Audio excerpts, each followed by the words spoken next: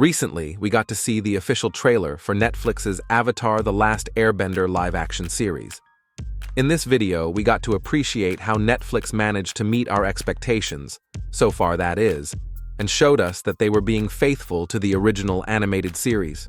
Not only that, but we also saw how the visual effects would look like in this live adaptation, and boy were we amazed with the quality of these. One visual effect that definitely stood out was seen at the end of this trailer.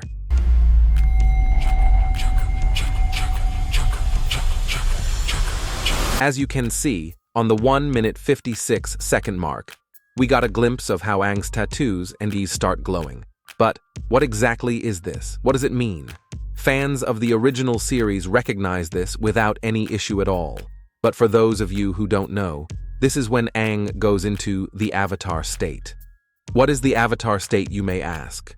Although we get to see Aang entering the Avatar state a couple of times in the first season, it isn't until the first episode of the second season of Avatar: The Last Airbender that it is explained by Avatar Roku.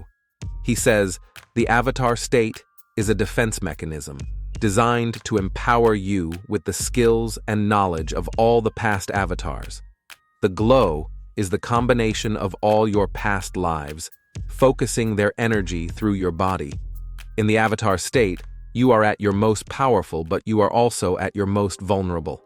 If you are killed in the Avatar state, the reincarnation cycle will be broken, and the Avatar will cease to exist. In other words, the strongest and most powerful ability that the Avatar can invoke is the Avatar state. How exactly was this ability created? In the sequel of the original series, The Legend of Korra, it was shown that the Avatar state was created when the first Avatar, Avatar 1, permanently bonded with Rava by touching the energy coming through the spirit portal during the harmonic convergence in 9829 BG. It allows the Avatar to channel vast cosmic energies and the knowledge of previous avatars, granting them superhuman strength and allowing for the ability to perform especially powerful and extraordinary feats of bending. The Avatar may unconsciously enter the state in response to perception of mortal danger, utilizing the state as a defense mechanism or emotional distress. While in the state, the Avatar has access to bending techniques that may have not yet been learned in their current lifetime, but has no conscious control over the resulting actions, which can cause great collateral damage.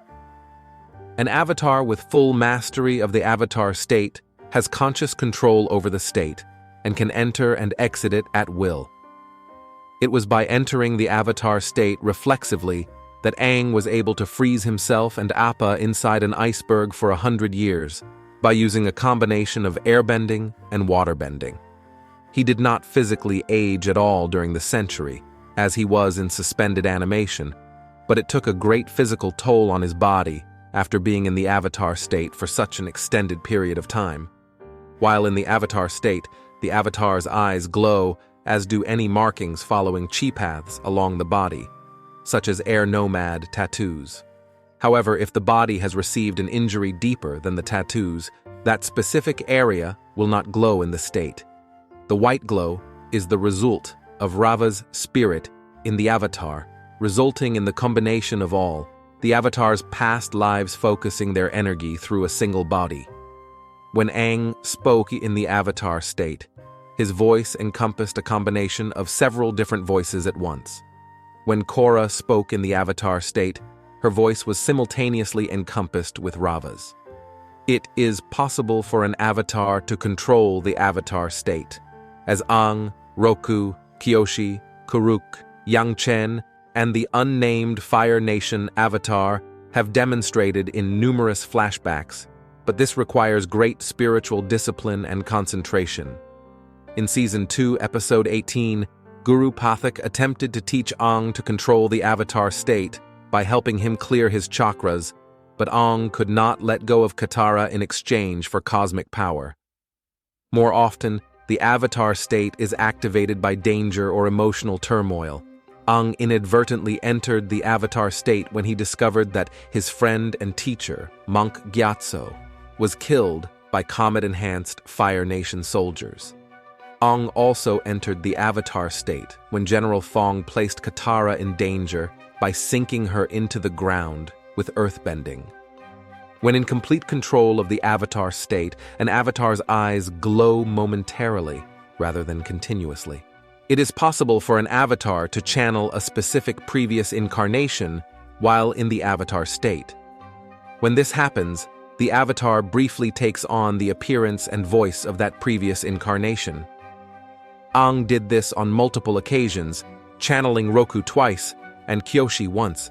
The appearance of these incarnations seems to vary, as Roku always appeared as an old man, while all the other Avatar incarnations appeared youthful and in their prime. It is unlikely the age of the Avatar's death is the deciding factor in their appearance, since Avatar Kyoshi lived for 230 years and would not have kept a young appearance at that time. It is possible that those in the spirit world manifest visually as they see themselves and not as they currently are. There seems to be two distinct ways to how the Avatar state works. Number 1, reflexively. When the state activates, without the Avatar calling on it, the Avatar's eyes and tattoos, in the case of an air nomad Avatar, glow white constantly, and Rava's spirit allows for active channeling of the energy, skills, and knowledge of past Avatars through the body of the current Avatar, heavily augmenting the current incarnation's bending abilities. The state works this way almost exclusively when it is triggered as an instinctive, unconscious reaction, a defense mechanism for when an Avatar's physical capabilities would be insufficient to confront the current threat, or in situations of extreme emotion, specifically rage and sorrow. So, it may be more accurate to describe the state being used this way as reflexively rather than continuously. When the state is triggered this way, the current Avatar has little to no control over the performed actions and may retain little to no memory of what happened, though this is not always the case. Aang appeared to use the state this way against Fire Lord Ozai after the scar on his back was forced against a rock, unlocking his final chakra. Just as Guru Pathak had said, this event led to Aang being able to control the state himself, and unlike previous times where he entered the state, he was not physically exhausted. The other way is masterfully. When the state is used intentionally, the Avatar's eyes and tattoos, in the case of an air nomad Avatar, glow momentarily, and during that time the current Avatar stores the knowledge and energy needed so that it can be released once exiting the state, taking only the power needed for a specific task.